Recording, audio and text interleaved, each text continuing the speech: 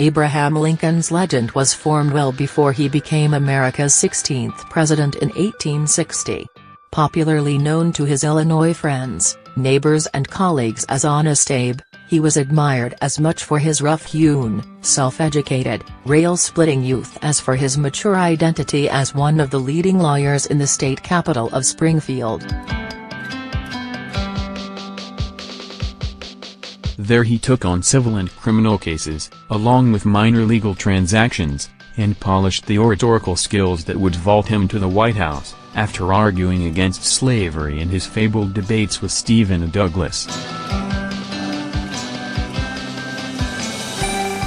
The historic outlines are all too familiar, but now ABC News chief legal affairs anchor Dan Abrams and author David Fisher deliver the pre-presidential Abe from hazy myth with Lincoln's last trial, the murder case that propelled him to the presidency. Hanover Square Press, 320 pp. Out of 4. This detailed account of the 1859 murder trial that captivated Springfield is an atmospheric work, its accuracy buttressed by the shorthand trial transcript produced by Robert R. Hitt, one of the nation's best, and first, stenographers. As Lincoln's preferred steno man, Hitt observed the lawyer's tall, folksy charisma in all its ragged glory, from his dusty black shoes to the silk top hat in which Lincoln carried his case notes.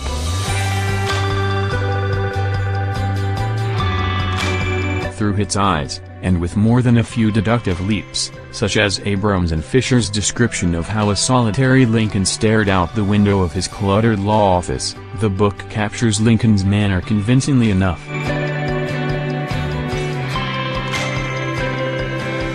We can sense his careful, self-possessed attention to detail, his warm, direct gaze and his way of addressing a jury as a group of equals, disarming them with homespun anecdote, then playing on their emotions with Shakespearean rhetorical flights.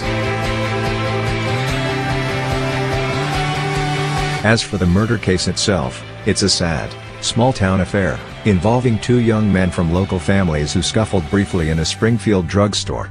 Claiming self-defense, Peachy Quinn Harrison slashed Greek Crafton with a knife when Crafton and his buddies grabbed Harrison with intent to stomp his face over vague insults to the Crafton clan.